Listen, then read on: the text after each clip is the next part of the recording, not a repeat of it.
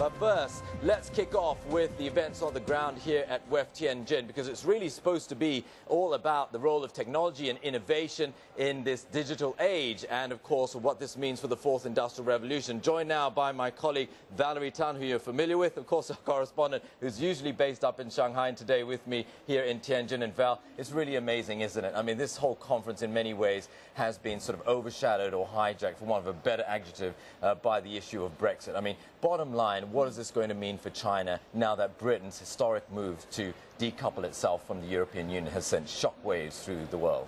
Well, first of all, it's really nice to see you in person. But second of all, Brexit is a huge issue for China, because with the Brexit, what this means for China essentially is that China has perhaps lost its only BFF in the EU. We both know that EU is China's biggest trading partner, 350 billion euros of imports from China into the EU last year. But some countries in the EU have been threatening to slap trade sanctions and trade tariffs because they accuse China of exporting cheap steel, cheap aluminium and cheap iron into EU, and this has been costing jobs, causing factories to shut down in the EU. Against this backdrop, the UK has been a firm supporter of China. It even blocked the trade tariffs. It even supported China's bid to be a market economy, even though other lawmakers in the EU have voted it down. So with the Brexit, China has lost its closest ally in the EU. That could be quite troubling. In the meantime, of course, a number of political leaders, central bankers and also business leaders have warned about investment flows from China to the European Union and also Britain.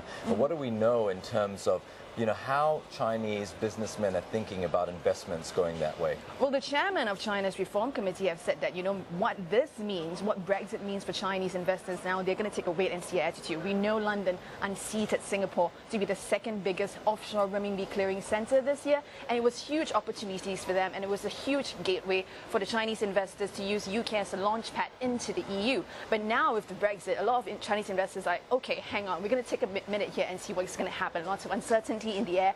Premier Li Keqiang is expected to reassure the delegates here at the World Economic Forum. He's going to give a message that China's economy is stabilizing despite the Brexit. He's going to make a commitment later on in 90 minutes in his speech to say that, despite what is happening around the world right now, China is committed to reform, so we're going to see that. But perhaps one biggest beneficiary in the Brexit for China is tourism.